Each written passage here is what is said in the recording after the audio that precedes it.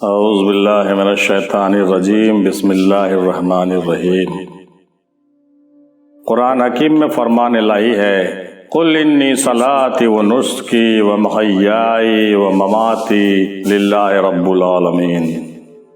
آپ فرما دیجئے کہ بالیقین میری نماز اور میری ساری عبادت اور میرا جینا اور میرا مرنا یہ سب خالص اللہ ہی کے لیے ہے جو سارے جہان کا مالک ہے۔ سورہ الانعام آیت نمبر 162۔ حضرت معاذ بن جبل رضی اللہ تعالیٰ عنہ کو جب یمن کے طرف بھیجا گیا تو انہوں نے بارگاہ رسالت مآب صلی اللہ علیہ وسلم میں عرض کیا، یا رسول اللہ مجھے نصیحت فرمائیں۔ آپ نے فرمایا، دین میں اخلاص پیدا کرو، تجھے تھوڑا عمل بھی کافی ہوگا۔ حضرت منصور بن معتمر رضی اللہ تعالیٰ عنہ بیان کرتے ہیں کہ حضور نبی اکرم صلی اللہ علیہ وسلم نے فرمایا، سچ بولو اگرچہ اس میں تمہیں ہلاکت نظر آئے کیونکہ نجات اسی میں ہے۔ سچ بولو اگرچہ اس میں تمہیں ہلاکت نظر آئے کیونکہ نجات اسی میں ہے۔ حضرت امام موسیٰ رضا علیہ السلام کا فرمان ہے کہ اخلاص کی طرف نگاہ نہ کرنے کا نام ہی اخلاص ہے۔ اخلاص کی طرف نگاہ نہ کرنے کا نام ہی اخلاص ہے، کیونکہ جو اپنے اخلاص میں اخلاص کو تلاش کرے گا اس کا اخلاص بھی اخلاص کا محتاج ہوگا۔ اور یہ اس بات کا اشارہ ہے کہ انسان کو اپنا عمل خود پسندی سے پاک و صاف رکھنا چاہیے، کیونکہ اخلاص کی جانب توجہ اور اس کی طرف نظر کرنا خود پسندی ہے، یہ بھی ایک آفت ہے۔ اخلاص یہ ہے کہ عمل تمام آفتوں سے پاک و صاف ہو۔ حضرت سری سختی رحمۃ اللہ علیہ ارشاد فرماتے ہیں کہ اخلاص کے ساتھ تنہائی میں 2 رکعت نماز ادا کرو، یہ اس سے بہتر ہے کہ اعلیٰ اسناد پر مشتمل 700 احادیث لکھو۔ مزید فرماتے ہیں کہ جو شخص لوگوں کے سامنے اپنے آپ کو ایسی چیزوں سے آراستہ کر کے دکھائے جو در حقیقت اس میں نہیں پائی جاتی ہیں، وہ شخص اللہ کی نگاہ سے گر جاتا ہے۔ جو شخص لوگوں کے سامنے اپنے آپ کو ایسی چیزوں سے آراستہ کر کے دکھائے جو در حقیقت اس میں نہیں پائی جاتی تو وہ شخص اللہ کی نگاہ سے گر جاتا ہے۔ حضرت جنید بغدادی رحمۃ اللہ علیہ بھی فرماتے ہیں کہ اخلاص بندے اور رب کے درمیان ایک راز ہے جسے نہ تو فرشتہ جان سکتا ہے کہ لکھ لے اور نہ شیطان کہ اسے خراب کر سکے اور نہ خواہش نفس کہ اسے اپنے طرف مائل کر سکے۔ مزید فرماتے ہیں کہ صادق ایک دن میں لا تعداد حالتیں بدلتا ہے اور افضل سے افضل تر حالت کو جاتا ہے، اور ریاکار ایک ہی حالت پر 40 سال تک قائم رہتا ہے۔ حضرت سیدنا شیخ عبد القادر جیلانی حضور غوث الاعظم رحمۃ اللہ علیہ فرماتے ہیں کہ اخلاص کی حقیقت یہ ہے کہ کوئی بھی عمل عوض یعنی بدلہ حاصل کرنے کے لیے نہ کرے۔ خواجہ معین الدین چشتی اجمیری رحمۃ اللہ علیہ بھی فرماتے ہیں کہ اخلاص و محبت ہی اصل دولت ہے، بقیہ چیزوں کی کوئی قیمت نہیں۔ جس کے پاس یہ نہیں اس کے پاس کچھ بھی نہیں، جس کے پاس یہ دولت ہے اس کے پاس سب کچھ۔ حضرت ذوالنون مصری رحمۃ اللہ علیہ بھی فرماتے ہیں کہ 3 چیزیں اخلاص کی علامت میں سے ہیں۔ پہلی، تعریف اور مذمت کا برابر ہو جانا، یعنی بندہ تعریف سے نہ پھولے اور نہ مذمت سے پریشان ہو، یعنی تعریف سے خوش نہ ہو اور برائی کرنے سے ہجوم کرنے سے پریشان بھی نہ ہو۔ دوسرا، اپنے اعمال میں کثرت اعمال کی طرف دھیان نہ کرے ورنہ نفس میں رعونت کا خطرہ ہے۔ اپنے اعمال میں کثرت اعمال کی طرف دھیان نہ کرے کہ میں بہت عمل کرتا ہوں۔ اور تیسرا، اپنے اعمال کے اجر و ثواب کو دنیا کے بجائے آخرت میں چاہے۔ حضرت ابراہیم بن ادھم رحمۃ اللہ علیہ فرماتے ہیں کہ عمل میں اخلاص یہ ہے کہ عمل والا دنیا اور آخرت میں بدلے کا خواہش مند نہ ہو۔ یہ اس بات کی جانب اشارہ ہے کہ نفس کی تمام لذتیں یا لذتوں کا تصور سب آفت ہیں۔ ایسا عابد بہشت میں حصول نعمت کی خواہش میں عبادت کرتا ہے۔ حقیقت یہ ہے کہ عمل کا مقصد صرف رب تعالیٰ کے ذات ہونا چاہیے۔ صدیقین کا یہی اخلاص ہے۔ البتہ جو شخص ثواب اور جنت کی امید اور جہنم کے خوف سے عمل کرتا ہو وہ بھی مخلص ہے، لیکن زمرہ صدیقین کے مخلص میں شامل نہیں ہے۔ اور جس شخص کی عبادت صرف ریا کے لیے ہو وہ ہلاکت کے دہانے پر ہے اور ہالکین میں سے ہے۔ حضرت فضیل بن عیاض رحمۃ اللہ علیہ فرماتے ہیں کہ لوگوں کی خاطر عمل ترک کر دینا ریا ہے، لوگوں کے خاطر عمل کو ترک کر دینا ریا ہے، اور لوگوں کے خاطر عمل کرنا شرک ہے، اور اخلاص یہ ہے کہ اللہ تعالیٰ تجھے ان دونوں باتوں سے محفوظ رکھے۔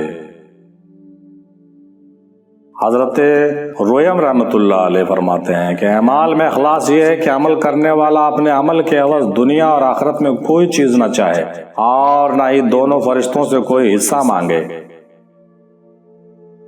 کسی نے حضرت سہل بن عبداللہ تستری رحمۃ اللہ علیہ سے دریافت کیا کہ نفس پر کون سی چیز گرا ہے؟ آپ نے فرمایا اخلاص، کیونکہ اس میں نفس کا کوئی حصہ نہیں ہوتا، اسی لیے نفس کے لیے گرا ہے۔ نیز فرمایا لا الہ الا اللہ کہنے والے تو بہت ہیں مگر مخلص ان میں سے بہت نادر ہیں۔ مزید فرماتے ہیں کہ اخلاص یہ ہے کہ حرکات و سکنات سب رب تعالیٰ کے لیے ہوں۔ یہ جامع بات ہے اور اس سے پورا مدعا واضح ہو جاتا ہے۔ حضرت ابو بکر دقاق رحمۃ اللہ علیہ فرماتے ہیں اپنے اخلاص پر نظر رکھنا مخلص کے لیے نقصان دہ ہے، لہذا جب اللہ تعالیٰ کسی بندے کے اخلاص کو خالص بنانا چاہتا ہے تو اس کے اخلاص سے اپنے اخلاص کے دیکھنے کو نکال دیتا ہے۔ حضرت یوسف بن حسین رحمۃ اللہ علیہ فرماتے ہیں کہ دنیا میں نایاب ترین چیز اخلاص ہے۔ میں نے کئی بار اپنے دل سے ریا کو نکالنے کی کوشش کی مگر پھر وہ کسی اور رنگ میں ظاہر ہو جاتی ہے۔ حضرت سلیمان دارائی رحمۃ اللہ علیہ کیا کہتے ہیں جب بندے میں اخلاص پیدا ہو جاتا ہے تو وسوسوں کی کثرت اور ریا اس سے منقطع ہو جاتی ہے۔ جب بندے میں اخلاص پیدا ہو جاتا ہے تو وسوسوں کی کثرت اور ریا اس سے بالکل منقطع ہو جاتی ہے۔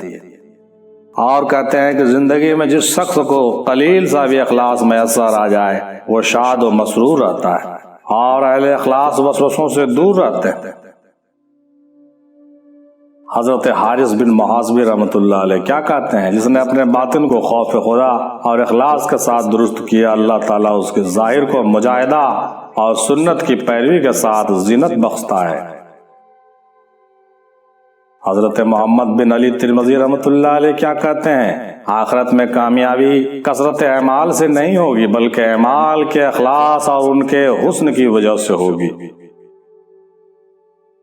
حضرت عبداللہ بن مبارک رحمۃ اللہ علیہ کیا کہتے ہیں اخلاص سے خالی عمل کرنے والے شخص سے کہہ دو کہ خواہ مخواہ اپنے آپ کو نہ تھکائے۔ اخلاص سے خالی عمل کرنے والے شخص سے کہہ دو کہ خواہ مخواہ اپنے آپ کو نہ تھکائے، وقت برباد نہ کرے، کیونکہ بغیر اخلاص کے عمل کرنے والے کی مثال اس مسافر کی سی ہے جو اپنے زاد راہ کی جگہ مٹی سے اپنی چادر بھر رہا ہے، کیونکہ اس طرح وہ خود کو فضول کام میں تھکا رہا ہے جس میں اسے کوئی نفع نہیں ہے۔ حضرت امام قصیری رحمۃ اللہ علیہ فرماتے ہیں کہ صدق کا ادنا ترین درجہ یہ ہے کہ انسان کا ظاہر اور باطن یکساں ہو جائے۔ مزید فرماتے ہیں مخلوق کی نگاہوں سے اپنے فعل کو پاک رکھنے کا نام اخلاص ہے۔ حضرت امام بن قصیر رحمۃ اللہ علیہ فرماتے ہیں تم نیت کی درستی اور اس کی حقیقت اچھی طرح سیکھ لو، کیونکہ یہ عمل سے زیادہ طاقتور ہے، اور یہ نیت بسا اوقات انسان کو اتنی بلندی تک پہنچا دیتی ہے جہاں تک عمل نہیں پہنچا سکتا۔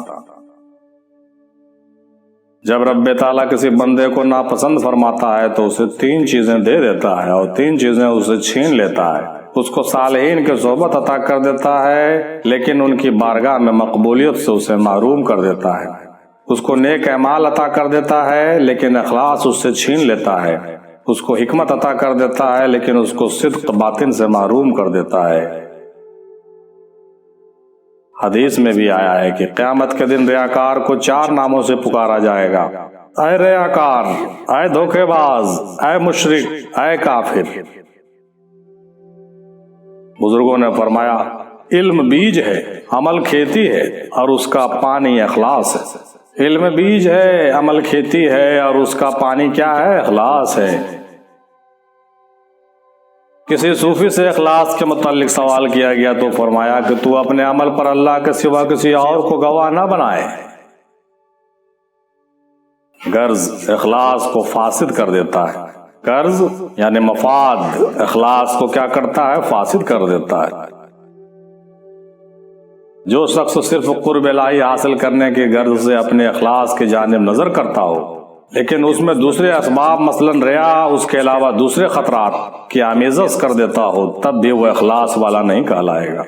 مثلاً ایک شخص رات میں نماز ادا کرتا ہے اور اس کی نیت یہ ہے کہ نیند ختم ہو جائے تاکہ وہ اپنے سامان کی یا اپنے اہل و عیال کی پاسبانی کر سکے۔ کوئی شخص علم اس لیے حاصل کرتا ہے تاکہ وہ اپنی روزی آسانی سے حاصل کر سکے، یا اس لیے کہ اپنے قرابت داروں کے درمیان محبوب ہو جائے، یا اس لیے کہ وہ درس و واعظ میں مشغول ہو جائے اور اس طرح خاموشی کے رنج سے خلاص پا جائے اور قیل و قال کی لذت سے اظہار فرحت کرے۔ اسی طرح کوئی علماء صوفیہ کا خرچ اس لیے اٹھاتا ہے کہ ان کے نزدیک اور دوسرے لوگوں کے نزدیک اس کی عزت اور اس کا وقار بڑھ جائے، یا اس کے ذریعے سے دنیا میں لوگوں کی محبت و ہمدردی حاصل کرے۔ اسی طرح کوئی شخص صفائی اور ستھرائی کے لیے وضو کرتا ہے، بدن کی بدبو دور کرنے کے لیے غسل کرتا ہے، یا کوئی شخص جنازے کے ساتھ اس لیے چلتا ہے تاکہ اس کے جنازے میں بھی لوگ چلیں۔ ایسے تمام لوگ مخلصین میں سے نہیں ہیں، ان لوگوں میں اخلاص نہیں ہے۔ حاصل یہ ہے کہ جب بھی رب تعالیٰ کا قرب حاصل کرنا مقصود ہو لیکن اس میں نفس کے خطرات میں سے کوئی خطرہ شامل ہو جائے تو عمل اس کی وجہ سے ہلکا ہو جائے گا اور اخلاص کے زمرے میں نہیں آئے گا، وہ عمل خالص رب تعالیٰ کے لیے نہیں کہلائے گا، اس عمل میں شرک راہ پا جائے گا۔ وآخر دعوانا الحمدللہ رب العالمین برحمتک یا ارحم الراحمین۔ باق لا الہ الا اللہ محمد الرسول اللہ صلی اللہ علیہ وسلم۔